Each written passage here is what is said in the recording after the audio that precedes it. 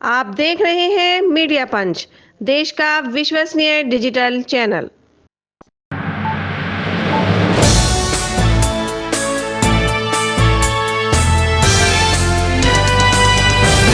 महाराष्ट्र चुनाव का रिजल्ट आने के बाद यह बहस तेज हो गई है कि मुख्यमंत्री कौन।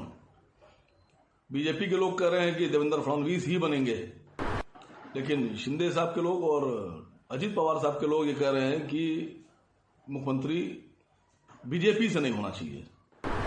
मैं एक मशवरा पेश करना चाहता हूं, क्योंकि देश का एक बहुत बड़ा तबका ये चाहता है, उसकी ये मंशा है देश के लोगों की कि बीजेपी की सरकार ना बने। मैं जनाब राहुल गांधी जी को, उद्धव साहब को, शरद पवार साहब के सामने एक मशवरा पेश कर रहा हूं।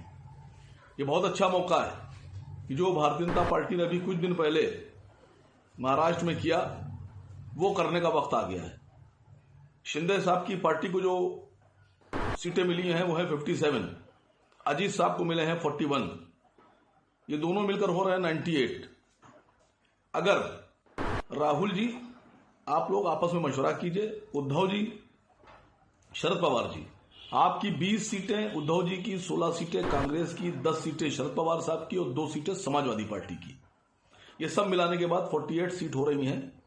अगर आप लोग भारतीय जनता पार्टी की सरकार को सबक सिखाना चाहते हैं और रोकना चाहते हैं, तो आप लोग शिंदे को मुख्यमंत्री बना दीजिए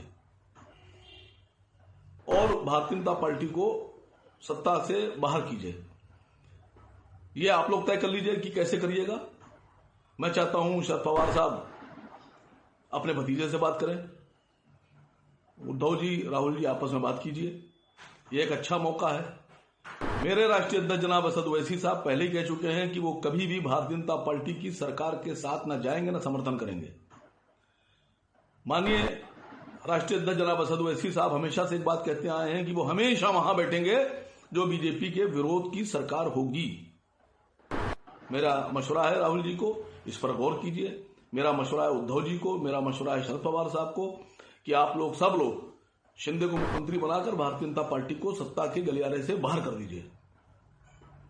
और वक्त ज्यादा नहीं है, फैसला लीजिए। मैं समझता हूं शिंदे साहब भी कुर्सी छोड़ना नहीं चाहते हैं और आप लोग बाहर से समर्थन करेंगे तो ये संभव है, ये असंभव नहीं।